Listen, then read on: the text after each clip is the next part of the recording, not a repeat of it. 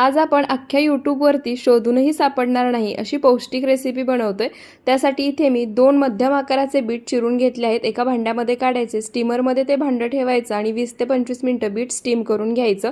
त्यानंतर थंड करून घ्यायचं। थंड झाल्यानंतर मिक्सरच्या भांड्यामध्ये काढायचं। एक थेंबही पाणी न घालता एकदम फाईन पेस्ट तयार करून घ्यायची। तयार केलेली पेस्ट वाटीने मोजून एखाद्या परातीमध्ये काढायची। इथे 1 वाटी पेस्ट मी घेतली आहे, त्यामध्ये अर्धी वाटी किसलेला गूळ घालायचा आणि गूळ सुद्धा या पेस्टमध्ये छान एकसारखा मिक्स करून घ्यायचा। त्यानंतर एक छोटा अर्धा चमचा वेलची पावडर, 1 चमचा बडीशेप, थोडंसं मीठ घालायचं। त्यानंतर ज्या वाटीने बिटाची पेस्ट मोजून घेतली होती त्याच वाटीने 3 वाटी गव्हाचं पीठ घेतले।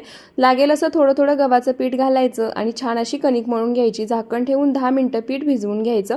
त्यानंतर भिजवून घेतलेल्या पिठाचे पेढ्या एवढे गोळे तयार करून घ्यायचे। कोरड्या पिठामध्ये घोळायचे आणि मध्यम जाडसर अशा या घाऱ्या लाटून घ्यायच्या। तेल कडकडीत गरम करून घ्यायचं। तयार घारी तेलामध्ये सोडायची आणि दोन्ही बाजूनी सोनेरी रंग येईपर्यंत तळायची।